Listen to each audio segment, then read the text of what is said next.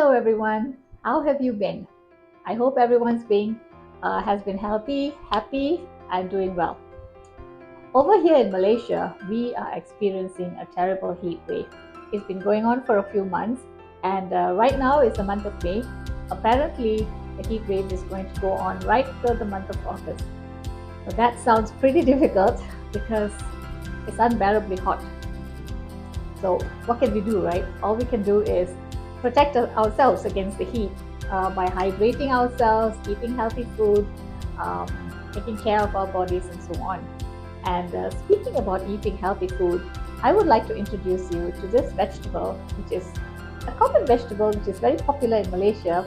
And for those of you who don't know what this vegetable is, it is called kangkung here in Malaysia. This is a really nutritious vegetable and has other names as well. Let me just get down to it. So another name for kangkung is water spinach. Although it is not really a type of spinach, in fact, it is also called morning glory because it is from the morning glory family, except it has slightly different types of leaves and flowers and so on.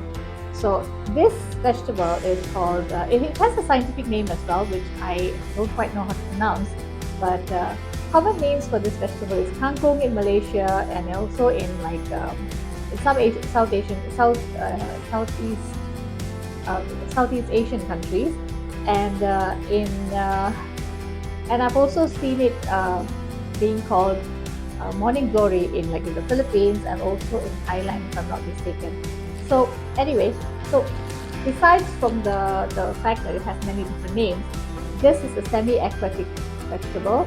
So it's grown in a sort of like sand or soil that has to be constantly watered. It has hollow stems. Can you see the stems? It has hollow stems. So this stem over here, it's hollow inside, and it has got lots of antioxidant properties. It is very high in vitamin C, vitamin A, lots of water content. So yeah, one of the vegetables that can be used to hydrate yourself.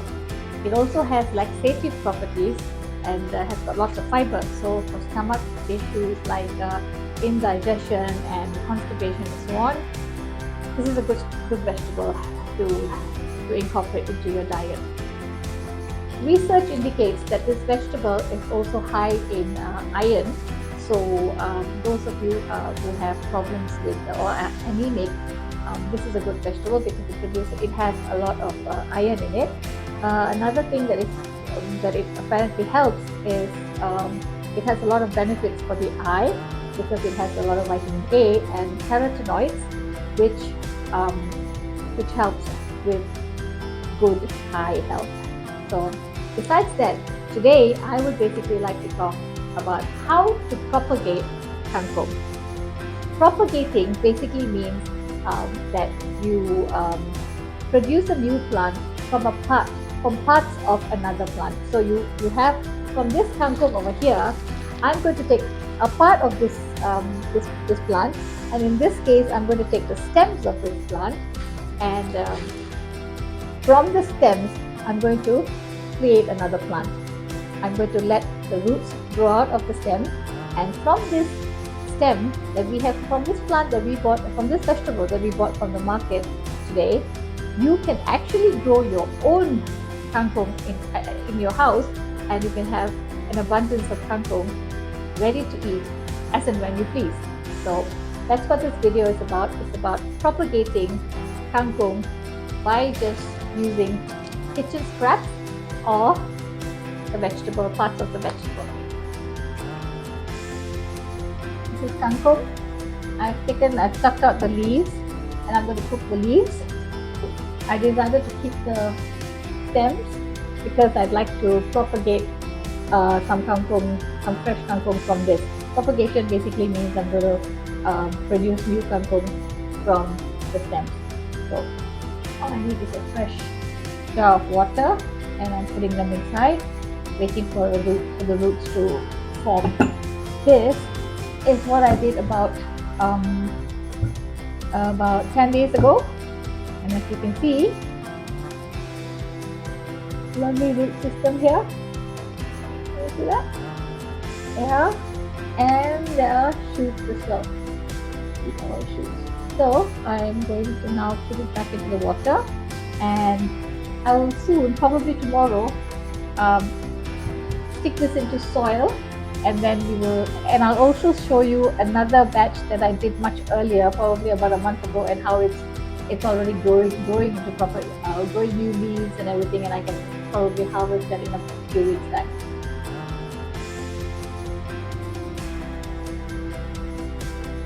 Hello. So these stems have been in water for about 10 days, and this is the root system that we have now. Okay, yeah, a little closer so you can see dripping with water as well. So we have that much of roots, and I will show you how I plant these. And this one, the stems that were in this vase, what I did was, I think I had left it in the vase for a little too long. So I think sometimes when it's a bit too long, you leave it in water for too long, sometimes they tend to rot. So some rot, some of the stems had gone bad and they were rotting, but some were good. So I planted those, and I'll show you the ones that were in this jar, and I planted them about 1 week ago. So let me show you how they look like now. So these were the ones that I had planted about a week ago from the grey vase. So I only have about 5, I think 1, 2, 3, 4, 5, and it looks quite nice. So this is about a week's worth of growth, and this one has been growing for maybe about 3 weeks, or maybe almost a month actually. So this is a previous batch that I had planted. So I'm in my patio now, and I'm going to plant these into this pot. So I put some old, this is actually sort of like recycled soil. I have used old soil. I put some eggshells, crushed them inside it, put some compost, and added some new soil to basically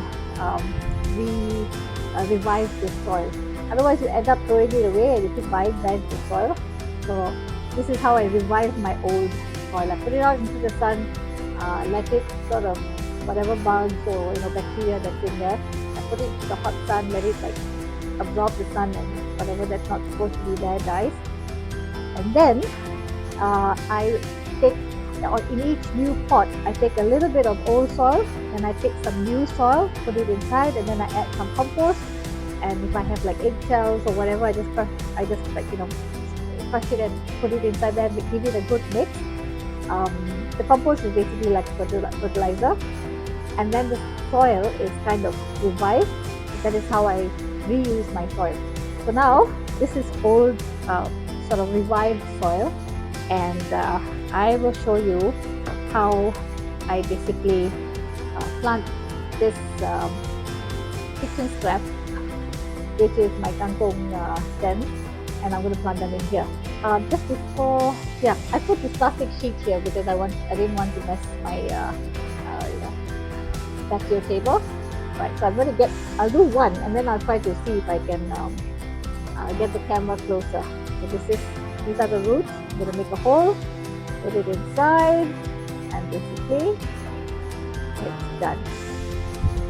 Okay, I'll see if I can show you another one, a closer view. So this is a closer view. I'm going to take another stem with, you can see the roots here. Okay, and I'm just going to make a little hole like that and put it in. And that's it. You can do this. Gently give it a press to like sort of make sure it's in there properly. Or you can even use this little tiny spade that I have. So make a deeper hole. As you can see, these are the roots. Put it inside. Be very gentle with the roots because they can break. So, and then I'm going to do that. Good. So, I'm going to do that with all these kangkung stems, and let me show you what happens in, or how they have grown in about a week. So this is how it looks. Okay, I haven't planted all the stems because it's quite full here, and these I'm going to plant into the other pot I showed you just now, where only 5 had taken off. So I'm going to plant this here, and then remember that you always have to water at least a bit right after planting anything. So I'm going to give it a quick drink of water. Then this time around, I think I'm going to put it in the shade, because when you put things in the shade, when you're just growing them, it tends to take off a little better. I think putting them right out into the sun right after planting is a bit harsh. So putting it into the shade, letting it grow more roots, and then you get a bit stronger, then I'm going to put it out into the sun. So yeah, so this is I will get back to you once in about a week's time. So it's been 10 days since I planted the stems of these kangkung, as we call it in Malaysia, or you can say morning glory. It's a type of morning glory, or you could say water spinach. So let me show you how it looks like after 10 days. Okay, and what I'll do is I will also give you a close-up so you can see for yourself. So this is how they look like now. Can you see that they have a lot of leaves have formed, and they have also gotten quite long over here. It is a little spindly, I think you could say, as the stems are a little thin. So I think that is mainly because I had kept this in the shade for the whole 10 days, and now I'm going to slowly introduce them to brighter sun, and then we'll see how the growth is. So this is how the kangkung that I had planted much earlier, probably a month ago, is doing right now. And you can see that the leaves are nice and big, and this would be very nice to eat. It will be nice and juicy to eat as well. So you see, they're nice green and big leaves. Kangkung is not a climbing plant, so these vines that go up like that will eventually drop down. So they don't, even if I put little sticks, it won't really climb. It's more of a spreading plant. So in my case here, there's not much place for it to spread. And also you must remember the kangkung is, well, it is called water spinach. It's not called water spinach for nothing. So it has to be watered at least twice a day, especially if you are living in a hot climate, because at one point I think I neglected some watering. We are experiencing a heat wave in Malaysia, and you see these leaves are just yellow. And then when I realized that I was under watering, I started watering them at least twice, or sometimes even thrice a day. Just a little bit of water a few times a day, and the whole thing changed color, and it looks much better now. So thank you everyone for joining me in this video. I hope you've enjoyed watching this video as much as I have enjoyed making it. Well, that is why I basically started making this YouTube channel. It's to engage in something that I enjoy doing, and to share little tips and tricks that I have learned over the years.